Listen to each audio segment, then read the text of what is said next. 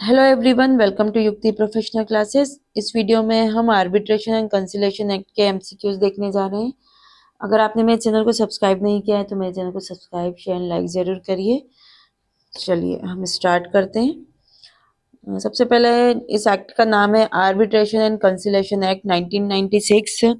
ये act number 26 है, 90 year of the 1996 का। इसमें टोटल पार्ट 4 हैं, टोटल सेक्शन 87 है और शेड्यूल 8 है। इसका इनेक्टमेंट जो हुआ था 16 अगस्त 1996, 16 अगस्त 1996 को इसका इनेक्टमेंट हुआ था और कमेंसमेंट जो हुआ है वो डेट 22 अगस्त 1996 को इसका कमेंसमेंट या एनफोर्समेंट पूरे भारत में हुआ था। चलिए, ये जो एमसीक्यूज है आपके रिवीजन के लिए, जो आप डायरेक्ट याद करते हैं उसके रिवीजन के पर्पज से दिए जा रहे हैं। चलिए स्टार्ट करते हैं। The arbitration and conciliation act 1996 is based on which international model law. तो सबसे पहले आर्बिट्रेशन कंसिलेशन एक्ट जो है ये जब कोई डिस्प्यूट अराइज होता है तो उसको उसका सॉल्यूशन हम कोर्ट के माध्यम से ना करते हुए एक क्वाजी जुडिशियल बॉडी जो कही जाती है उनके द्वारा, मतलब मध्यस्थ के द्वारा, थर्ड पर्सन के द्वारा हम रिजॉल्व कराने की कोशिश करते हैं। तो वहां पर ये arbitration and conciliation act use होता है। ठीक है, तो आर्बिट्रेशन और कंसिलेशन जो एक्ट है ये किस अंतरराष्ट्रीय मॉडल कानून पर आधारित है? तो ये UNCITRAL model law on international commercial arbitration 1985 इसके ऊपर बेस्ड है ये। ये आपको मिलेगा, ये चीज देखने को प्रेम्बल में देखने को मिलेगा। The preamble of the arbitration and conciliation act 1996 states that this act is based on the unilateral model law on international commercial arbitration 1985. The purpose of adopting the model law was to ensure uniformity in arbitration procedure and promote efficient dispute resolution in international trade. तो इन सभी जगह international trade में भी सभी जगह एक जैसे सारे जो इस मॉडल को इसलिए अडॉप्ट किया है कि हर जगह यूनिफॉर्मिटी हो, एकता हो, जो भी प्रोविजंस आर्बिट्रेशन प्रोसीजर जो है एक जैसा लगे और प्रमोट कर सके कि जहाँ पर डिस्प्यूट रिजोल्यूशन हो रहा है इंटरनेशनल ट्रेड में भी तो वो इसी प्रोसीजर के माध्यम से हो, सब जगह एक ही तरीके का एक रूपता हो पूरी। इस मॉडल कानून को अपनाने का उद्देश्य मध्यस्थता प्रक्रियाओं में एक रूपता सुनिश्चित करना और अंतर्राष्ट्रीय व्यापार में विवादों के कुशल समाधान को बढ़ावा देना था। नेक्स्ट है, under the arbitration and conciliation act what does N arbitration agreement means. तो जो आर्बिट्रेशन एग्रीमेंट है उसका मतलब क्या है, ये डेफिनेशन क्लॉज से दिया गया है। तो ये एक रिटर्न एग्रीमेंट होता है between parties to submit dispute to arbitration. मतलब ये जो पार्टीज है जब कॉन्ट्रैक्ट करते हैं तो उसी में ये मेंशन कर देते हैं कि अगर हमारे बीच कोई डिस्प्यूट आता है तो हम कोर्ट ना जाते हुए आर्बिट्रेटर के थ्रू इसका रिजोल्यूशन करें। तो ये जो आर्बिट्रेशन का जो उन्होंने क्लॉज डाला है ये अलग से एग्रीमेंट भी कर सकते हैं, उसके बारे में सारा रूल्स वगैरह जो भी उनको टर्म्स एंड कंडीशन डालना है उस एग्रीमेंट में डाल दिया जाता है। तो जब इसको रिजॉल्व डिस्प्यूट अराइज होता है तो इसके अकॉर्डिंग यहाँ पे इस एग्रीमेंट के तहत जहाँ पे इसका रिजोल्यूशन किया जाएगा। तो ये सेक्शन 2 सबसेक्शन 1B के तहत ये बोला गया है कि an arbitration agreement is a written agreement between two or more parties stating that they will resolve their dispute through arbitration instead of going to court जाने के बजाय वो आर्बिट्रेशन के थ्रू अपना डिस्प्यूट रिजॉल्व करेंगे। तो इसमें रिलेवेंट सेक्शन जो है सेक्शन 21B और सेक्शन 7 के अकॉर्डिंग ये बताया गया है। As per the act, which entity is not considered a party in international commercial arbitration? ठीक है, तो जो अंतरराष्ट्रीय वाणिज्यिक मध्यस्थता में पक्षकार नहीं हो सकता है वो बताना है। तो an Indian individual residing in India, जो इंडिया में रहने वाला है वो अंतरराष्ट्रीय वाणिज्यिक जो इंटरनेशनल कमर्शियल आर्बिट्रेशन है उसका पार्टी, उसका पक्षकार नहीं हो सकता है एक्ट के अकॉर्डिंग। तो इसका देख लेते हैं सेक्शन 2 सबसेक्शन 1F में बोला गया है N arbitration is considered international commercial arbitration when at least one party is. तो कब इसको इंटरनेशनल कमर्शियल आर्बिट्रेशन कहा जाएगा? जब एक एक कम से कम एक पार्टी जो है, an individual who is national of the और habitually resident in any country other than India, मतलब इंडिया के बाहर वो वहाँ का नेशनल हो, वहाँ की उसके पास राष्ट्रीयता हो, या फिर वो हैबिचुअली वहीं पे रेसिडेंट करता है, तो एक पार्टी कम से कम ऐसा होना चाहिए। या कंपनी इनकॉर्पोरेट इंडिया, इंडिया के बाहर जो एक पार्टी है वो मतलब फॉरेन कंपनी जो इंडिया से बाहर रजिस्टर्ड हुई है।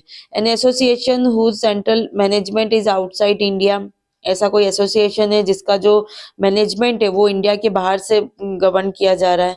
और फॉरेन गवर्नमेंट, तो इनमें से कोई भी मतलब एक पार्टी मस्ट है कि ये होना चाहिए। Thus, an Indian resident cannot be a party to international arbitration under this definition. तो जो इंडियन रेसिडेंट है वो इंटरनेशनल कमर्शियल आर्बिट्रेशन के तहत नहीं आती है। नेक्स्ट है what is the role of the arbitral tribunal under this act. तो जो आर्बिट्रल ट्राइब्यूनल है उसकी क्या भूमिका है ये पूछा गया है। तो to deliver a binding decision on dispute, जो डिस्प्यूट हुआ है उस पर इस प्रकार का डिसीजन दे जो बाइंडिंग फोर्स का हो, मतलब दोनों पे लागू हो, बाध्यता हो। तो एन आर्बिट्रल सेक्शन 2(1)(d) के अकॉर्डिंग ये बताया गया है, आर्बिट्रल ट्राइब्यूनल मतलब कंसिस्ट ऑफ इधर अ सोल आर्बिट्रेटर और पैनल। तो आर्बिट्रेटर में क्या होता है, एक सिंगल व्यक्ति भी हो सकता है या फिर पैनल हो सकती है या बहुत सारे आर्बिट्रेटर्स हो सकते हैं। Their primary role is to hear both parties, उनका पहला उद्देश्य क्या है, वो दोनों पार्टीज को सुनेगी, एग्जामाइन करेगी एविडेंस को और डिलीवर करेगी अ बाइंडिंग आर्बिट्रल अवार्ड। जो इस नेचर का अवार्ड मतलब वो जो डिसीजन होता है उसको अवार्ड बोला जाता है ना। जो आर्बिट्रेशन में जो प्रोसेस में जो फाइनल डिसीजन आएगा वो अवार्ड कहलाता है, हिंदी में पंचाट बोलते हैं इसे। तो उसको वो बाइंडिंग नेचर का होना चाहिए, ऐसा वो decision they.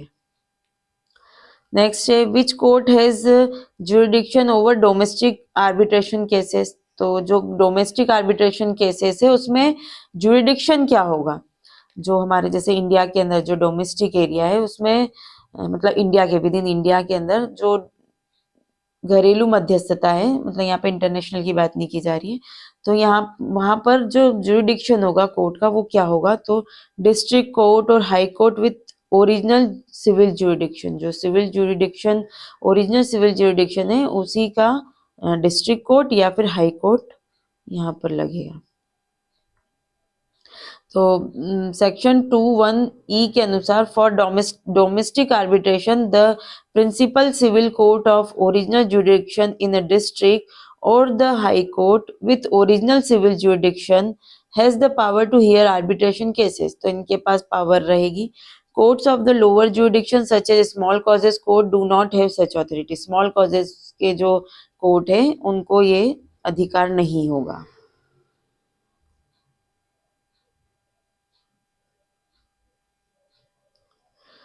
Arbitral award, what is meant by arbitral award under the Arbitration and Conciliation Act 1996। तो आर्बिट्रल अवार्ड का क्या अर्थ है, तो आर्बिट्रल अवार्ड का होगा includes interim award as well, इसके अंतर्गत इंटरिम अवार्ड भी आएगा। तो section 2(1) subsection C an arbitral award includes both final and interim award given by the arbitral tribunal. An interim award can resolve some issues before the final award is passed। Final award में क्या होगा कि सारे issues है वो resolve हो गए होंगे, लेकिन इंटरिम में ऐसा है कि फाइनल होने से पहले कुछ रिवॉर्ड आपको मिल चुके हैं, कुछ अवार्ड आपको मिल चुके हैं, पूरा कंप्लीट आपको उसका मतलब कंप्लीट होगा तो फाइनल हो जाएगा, लेकिन कुछ इश्यूज रह गए हैं तो वो इंटरिम होंगे। नेक्स्ट है what is international commercial arbitration under the arbitration and conciliation act. तो जो इंटरनेशनल कमर्शियल आर्बिट्रेशन अभी हमने देखा था जो जिसका इंडियन रेसिडेंट नहीं होगा, इसमें जो होगा फॉरेन कंट्री होगी, फॉरेन गवर्नमेंट होगी या फिर फॉरेन कंट्री के मतलब जो कंपनी है जो रजिस्टर्ड हुई है इंडिया से बाहर, या कोई ऐसा पर्सन जो इंडिया के बाहर ही रहता हो, वहाँ का नेशनल हो उसका, और जो एसोसिएशन है जिसका मैनेजमेंट बाहर की ओर चल रहा है। तो arbitration where at least one party is foreigner, है ना, फॉरेनर होना चाहिए, जो विदेशी होना चाहिए एक पार्टी। ये हम इसकी डेफिनेशन देख चुके थे कि है ना। तो आज के लिए इतना ही, मिलते हैं हम नेक्स्ट वीडियो में। Thank you.